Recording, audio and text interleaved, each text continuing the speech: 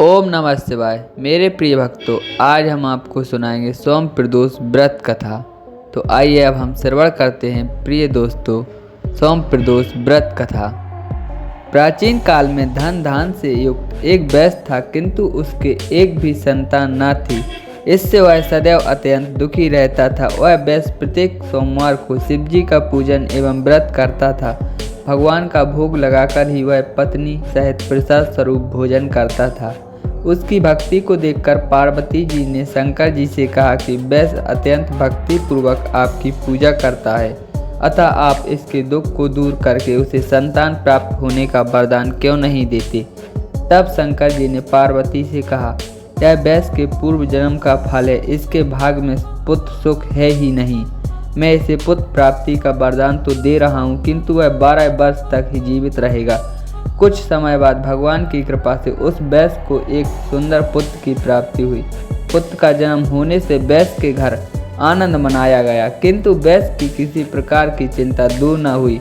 उसे ज्ञात था कि उसके पुत्र की आयु केवल 12 वर्ष की है, किंतु फिर भी प्रसन्नता के साथ 11 वर्ष बीत गए। वैश्य की पत्नी ने अपने पति से कहा कि पुत्र विवाह के योग्य हो गया है, अतः आप उसका विवाह कहीं कर दें। वैश्य ने अपनी स्त्री से कहा कि अभी मैं पुत्र को विद्या पढ़ने के लिए काशी भेज रहा हूँ, अभी विवाह की क्या चिंता है। विद्या प्राप्त करके लौटने पर कुमार का विवाह करूँगा। इस प्रकार से अपनी पत्नी को समझा बुझाकर उसने पुत्र के मामा को बुलाकर विपुल धन दिया और कहा कि तुम अपने भांजे को विद्या अध्ययन के लिए काशी ले जाओ और रास्ते में यज्ञ आदि करते हुए उस नगर पहुंचना। उसी दिन उस नगर के राजा की पुत्री का विवाह था। राजकुमारी बहुत ही स्वरूपवती एवं गुणवती थी, किंतु जिस बालक के साथ उसका विवाह हो रहा था वह काना था। वर का पिता इस कारण चिंतित था। वर के पिता ने जब सर्वगुण संपन्न उस वैश्य पुत्र को देखकर उसके मामा से कहा कि आप इस लड़के को कुछ समय के लिए मुझे दे दें तो मुझ पर बहुत कृपा करेंगे। विवाह के बाद मैं इस राजकुमार को आपको सौंप दूंगा तथा पुरस्कार स्वरूप बहुत अधिक धन दूंगा। वर के पिता ने जब इस प्रकार कहा तो लड़के के मामा ने उसका कहना मान लिया और अपने भांजे को वर बनाकर मंडप में भेज दिया। राजकुमारी उस वैश्य पुत्र का विवाह हो गया। सिंदूर दान के बाद जब वैश्य पुत्र लौटने लगा तो उसने राजकुमारी की साड़ी में अपना संपूर्ण वृत्तांत लिख दिया कि तुम्हारा विवाह हमारे साथ संपन्न हुआ है और मैं अब विद्या प्राप्त करने काशी जा रहा हूँ। एक कान्हा राजकुमार तुम्हें अपनी पत्नी बनाएगा और उसी के साथ तुम्हें विदा होना पड़ेगा। यह लिखकर वैश्य पुत्र विद्या प्राप्त करने के लिए काशी चला गया। जब राजकुमारी की विदाई होने लगी तो उसने अपनी साड़ी पर लिखे हुए शब्दों को देखकर उसे पढ़ा और उसे राजकुमार के साथ विदा होने से मना कर दिया और कहा कि यह मेरा पति नहीं है, मैं इसके साथ नहीं जाऊंगी। मेरा पति वैश्य कुमार है जो विद्या प्राप्त करने के लिए काशी गया हुआ है। कन्या के माता पिता वर पक्ष की ओर से हुए छल को देखकर अत्यंत दुखित हुए और राजकुमारी को विदा नहीं किया। उधर वैश्य काशी पहुंचकर विद्या अध्ययन करने लगा तथा उसके मामा ने यज्ञ आदि करना शुरू कर दिया। जिस दिन वह 12 वर्ष पूरे हुए उस लड़के ने कहा कि आज कुछ शारीरिक कष्ट है, अतः अब मैं आराम करूंगा। ऐसा कहकर लड़का अपने बिस्तर पर जाकर लेट गया और थोड़ी ही देर में उसके प्राण पखेरु उड़ गए। जब थोड़ी देर बाद मामा ने आकर देखा तो अपने भांजे को मरा हुआ पाया, जिससे वह बहुत दुखी हुआ, किंतु यज्ञ के भंग हो जाने के डर से चुपचाप बना रहा।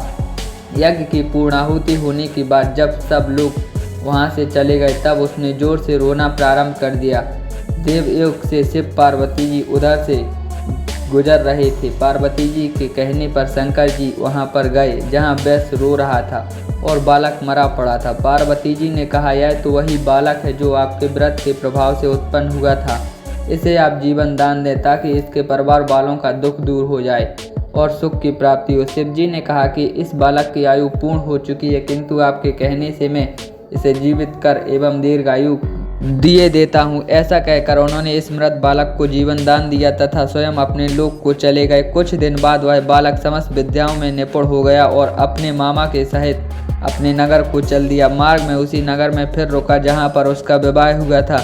वहाँ पर उसने यज्ञ किया तथा ब्राह्मणों को भोजन कराकर दक्षिणा दी। राजा को यह समाचार मिलने में देर न लगी कि काशी से विद्या प्राप्त करके एक वैश्य पुत्र लौटा है। और वह यज्ञ आदि कर रहा है। यह सुनकर राजा स्वयं वहीं पर गया और अपने दामाद को देखकर बहुत प्रसन्न हुआ और उसको अपने घर ले गया तथा कुछ समय बाद उसे अपनी पुत्री सहित विदा कर दिया। वैश्य कुमार अपने मामा व पत्नी सहित अपने नगर गया और अपने माता पिता के साथ सुखपूर्वक रहने लगा। उसके माता पिता ने भी नियम पूर्वक सोम प्रदोष व्रत करना प्रारंभ कर दिया। जो व्यक्ति इस प्रदोष व्रत को करता है या पवित्र कथा को सुनता है उसके समस्त पाप व कष्ट दूर हो जाते हैं तथा संपूर्ण मनोकामनाएं पूर्ण हो जाती हैं। बोलिए शंकर भगवान की जय। तो वीडियो कैसी लगी दोस्तों हमें कमेंट करके ज़रूर बताएं। कमेंट में और ओम नमः शिवाय जरूर लिखें। ज़्यादा से ज़्यादा वीडियो को शेयर करें और हमारे चैनल को जिन्होंने अभी तक सब्सक्राइब नहीं किया है वो दोस्त जल्द से जल्द सब्सक्राइब करें और बेल आइकन को भी दबा दें ताकि आने वाली वीडियो की नोटिफिकेशन आपको सबसे पहले मिल सके।